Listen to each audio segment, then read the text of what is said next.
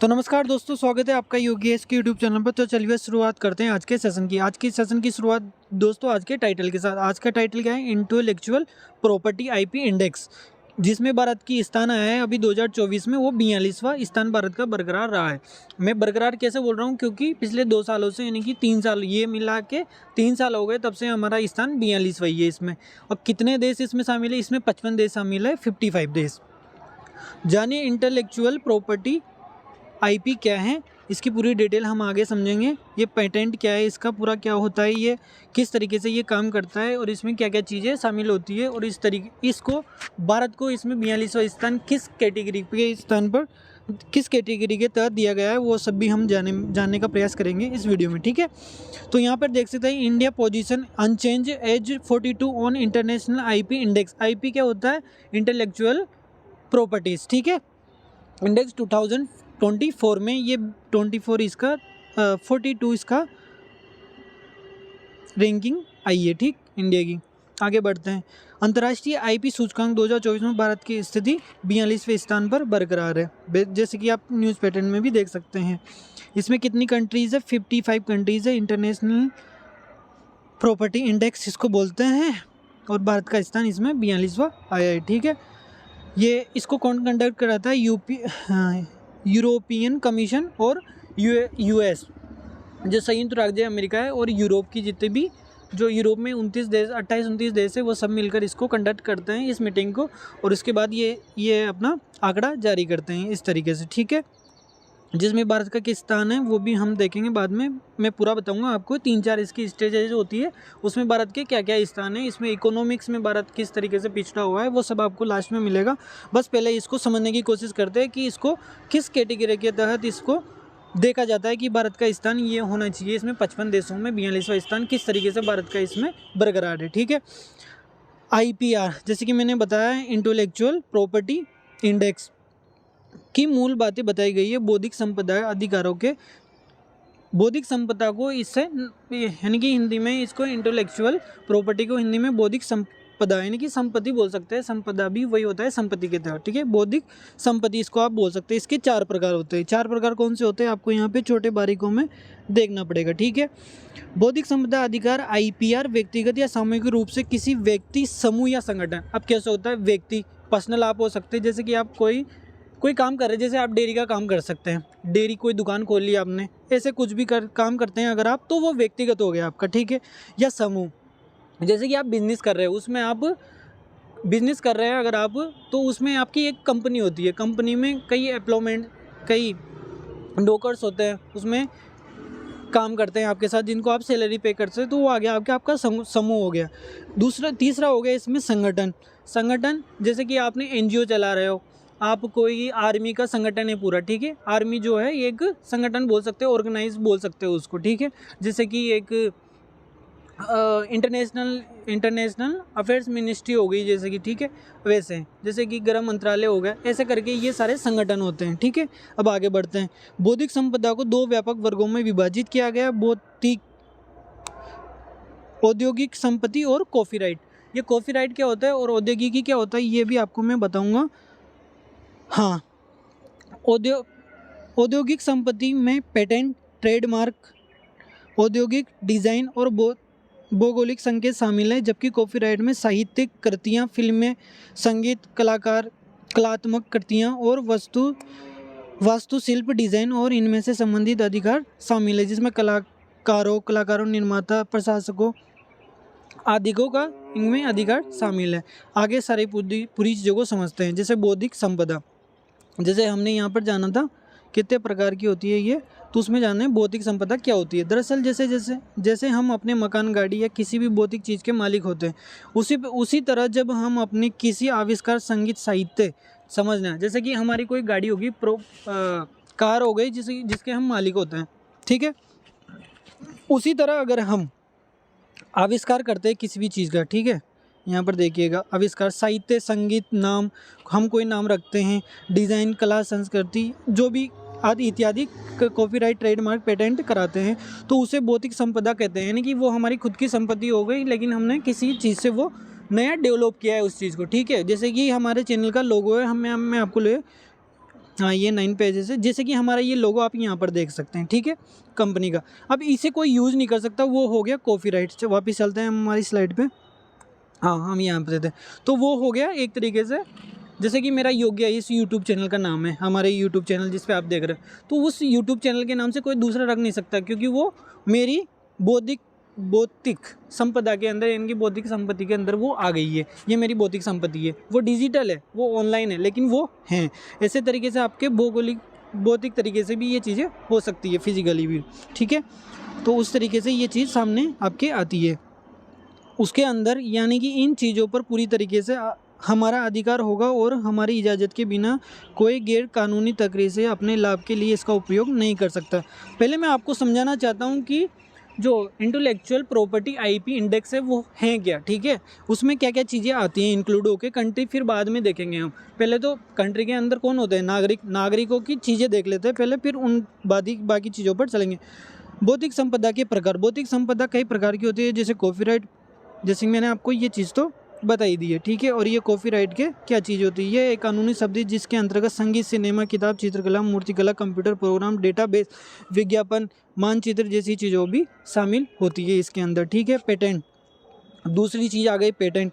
यह एक ऐसा अधिकार है जो किसी भी व्यक्ति या संस्था को नई सेवा, तकनीकी प्रक्रिया, उत्पाद या डिजाइन के लिए दिया गया एक अपना प्रदान होता है, उसको दिया जाना। पेटेंट मिलने के बाद कोई भी अन्य कंपनी या संस्थान उस उत्पाद को नहीं बना सकती। यानी कि मैंने अगर एक गाड़ी बना ली है, मैंने जैसे कि अब मारुति सुजुकी की एक कंपनी है, उसकी एक कार आती है क्रेटा मान लीजिए आप, ठीक है, नहीं सॉरी, क्रेटा होंडा की आती है, आप मारुति सुजुकी की अल्टो 800 मान लीजिए। अब अल्टो 800 कार के नाम से उस मॉडल की और उस नेम की कोई दूसरी कंपनी कार नहीं बना सकती, ठीक है। वो कंपनी उसके मॉडल्स बना सकती है, लेकिन दूसरी कंपनी उसके नहीं बना सकती। उसको आप पेटेंट बोलेंगे, ठीक है, कि ये चीज़ मेरे पास भौतिकी रूप में है और इसका पेटेंट है, ये चीज़ वास्तव में है मेरे पास, तो इस पर कोई दूसरा नहीं बना सकता। ट्रेडमार्क। दरअसल ट्रेडमार्क एक ऐसा चिन्ह होता है जो आपकी सेवा, उत्पाद, व्यवसाय को एक विशेष पहचान देता है। आपके उत्पाद का लोगो, फोटोग्राफिक्स, रंग, गीत इत्यादि के अंतर्गत आते हैं। ये सभी मिलजुल के रहते हैं बेसिकली रूल्स के अंदर। ये ट्रेडमार्क क्या होता है, औद्योगिक डिजाइन, ये सब आप यहाँ पर पढ़ के आराम से देख सकते। व्यापार के रईस। दरअसल व्यापार रईस एक प्रकार की भौतिक संपदा है। इसमें किसी गोपनीय व्यवसायिक जानकारी को शामिल किया जाता है, जैसे किसी उत्पाद को बनाने का फॉर्मा, उसे बनाने की प्रक्रिया इत्यादि, ठीक है। अब इसको जानने से पहले एक चीज़ मैं आपको जो खुद के इंडेक्स पे बोलना चाहता हूँ वो क्या है। इंटेलेक्चुअलिटी प्रॉपर्टी आईपी इंडेक्स जो होता है वो क्या होता है, बेसिकली वो इस तरीके से होता है। हम जीडीपी में तो कितने आ गए हैं, हम 5वीं सबसे बड़ी अर्थव्यवस्थाएं पूरे विश्व में, ठीक है, लेकिन इंटेलेक्चुअलिटी प्रॉपर्टी आईपी इंडेक्स में हम बहुत पिछड़े हुए हैं, 42वें स्थान पे हैं 55 देशों के अंदर में। जो 55 जीडीपी में देश ग्रो करते हैं, 55 जो लिस्ट बनती है उसमें जो टॉप 55 होते हैं, टॉप 55 कंट्रीज होती हैं, उनके अंदर ये बनाई जाती है, ठीक है। इसमें इंटेलेक्चुअल प्रॉपर्टी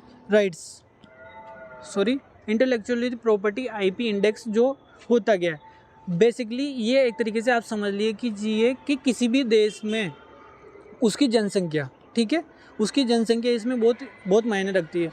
उसकी हर एक जनसंख्या की जो व्यक्तिगत आय है वो कितनी है, उसमें बौद्धिकता है, यानी कि वो एक टेक्नोलॉजी के फील्ड में क्या क्या चीज़ें कर रही है, वो एग्रीकल्चर फील्ड में किस तरीके से वर्क करती है, उस कंट्री का पूरा लेखा जोखा देखा जाता है। वो स्टडी में उनके जो परसेंटेज ग्रोथ है वो किस तरीके से लेवल पार कर रही है, उस तरीके से इसमें देखा जाता है। उसमें टॉप 5 में बिल्कुल इंडिया नहीं है, टॉप 10 में भी इंडिया नहीं है, और टॉप 5 में जो कंट्रीज हैं उनके नाम में United state America, United kingdom यानी कि ब्रिटेन, ठीक है, जर्मनी, जापान और स्वीडन इसमें नया शामिल है। जो अपनी जो यूएस की ग्रोथ रेट है वो स्कोर है 30.6% का, ठीक है।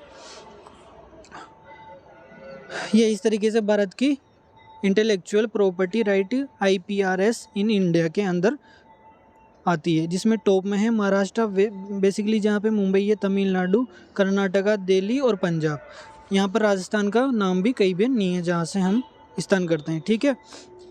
इस मामले में आप देखिए यहाँ पर इसमें कॉपीराइट के मामले ना इतने बड़े हुए 18,250 2018-19 में, यानी कि इतने लोग हैं कि जो कॉपीराइट पे काम करते हैं। 2019-20 में 21,000 ये आंकड़ा और बढ़ गया जब कोरोना का टाइम था और बेसिकली सब लोग ऑनलाइन काम कर रहे थे उस समय। प्रोटेक्शन ऑफ इंटेलेक्चुअल प्रॉपर्टी में, इसमें इकोनॉमिक्स में भी जो इकोनॉमी पार्ट करते हैं इसके लिए उन देशों में भी भारत है। उनमें 38 देश है इकोनॉमिक्स में, उनमें 37 नंबर पे भारत रखता है। यानी कि इकोनॉमिक के भी मामले में इसमें जो कंट्रीब्यूट के नाम से भारत का जो रैंकिंग है वो 37 है। ठीक है, आगे बढ़ते हैं। इसमें भारत पहले क्या इसमें भारत की ग्रोथ हो रही थी? जी बिल्कुल, इसमें भारत की ग्रोथ बेसिकली हो ही रही है अभी तक तो। ठीक है, लेकिन 2-3 सालों से इसमें ग्रोथ नहीं हुई है, वहाँ पर ही है। हम नुकसान में भी नहीं गए हैं लेकिन आगे हैं। ठीक है, 2015 तक हम 81वें स्थान पे रखते थे, 81 पोजीशन हम रैंकिंग रखते थे। 2016 में 66वीं रैंक, 2017 में 60, 2018 में 57 रैंक हमने रखी, 2019 में 52 पर आए हम। उसके बाद 2020 में हम 58 तक आ गए थे इसमें। ठीक, लेकिन उसके बाद कब 2021 में हम 48 से 48 से हम 2021 में आ गए थे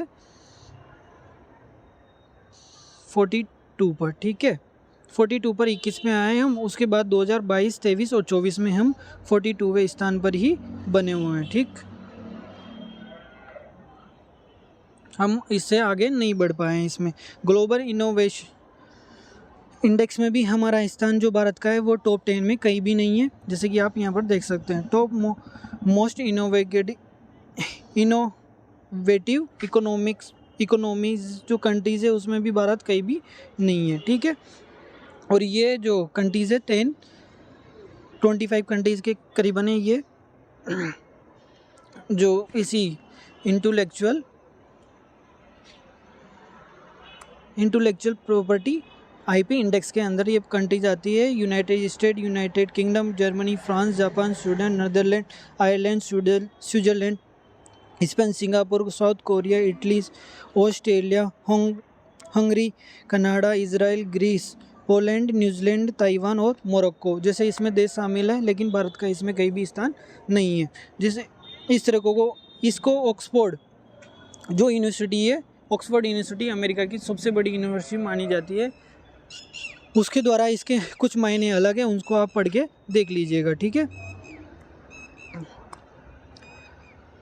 फिर अंतिम बात जो मैं मेरी तरफ से कहना चाहता हूँ कि इसमें भारत पिछड़ा हुआ क्यों है बेसिकली। ठीक है, इसमें अगर हम आज देख सकते हैं, अगर यूपीएससी का अगर फॉर्म भरा जाता है तो उसमें कितने फॉर्म भरे जाते हैं? उसमें भरे जाते हैं लगभग 10 से 15 लाख के बीच, यानी कि 13 लाख के करीबन उसमें एवरेज पर ईयर उसमें फॉर्म भरे जाते हैं। सिलेक्शन कितने लोगों का होता है?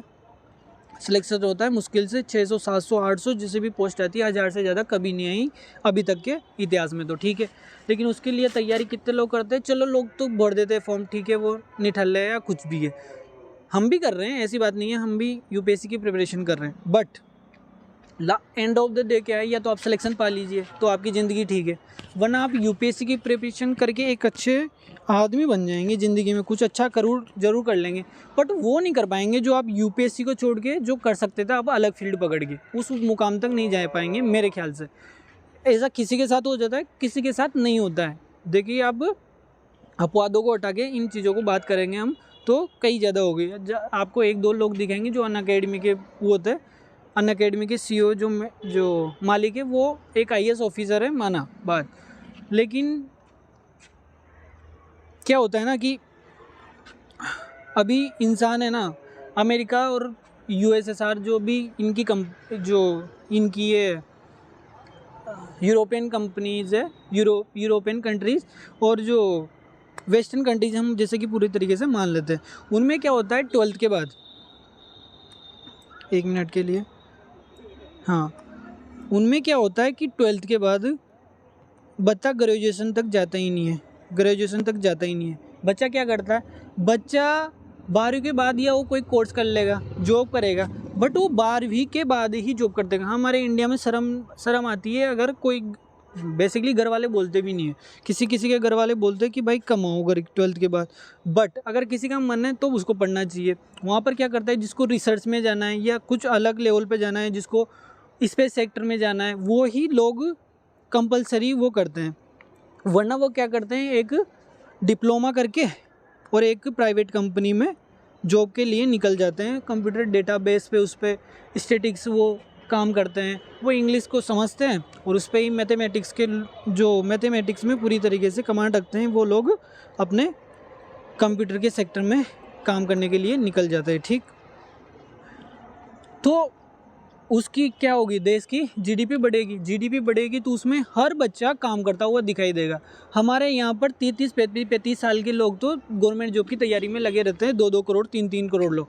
अगर आप मानेंगे नहीं, अगर जो रेलवे का ग्रुप डी का जो एग्ज़ाम होता है उसमें देते हैं 3-3, 4-4, 5-4 करोड़ बच्चे एग्ज़ाम।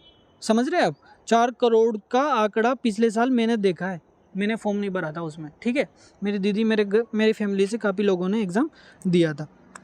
तो यही सब बातें हैं बेसिकली कंट्री का। अगर आप ये नहीं करते हैं, अगर आप पढ़ाई में आगे बिल्कुल अच्छे नहीं हैं, तो आप कहीं ना कहीं कोई धंधा कीजिए, कोई किसी चीज़ को बिजनेस कर लीजिए। आप अगर खेती भी करते हैं ना तो उसमें भी नुकसान नहीं है, ठीक है, अगर उसको भी अच्छी तरीके से देखा जाए तो।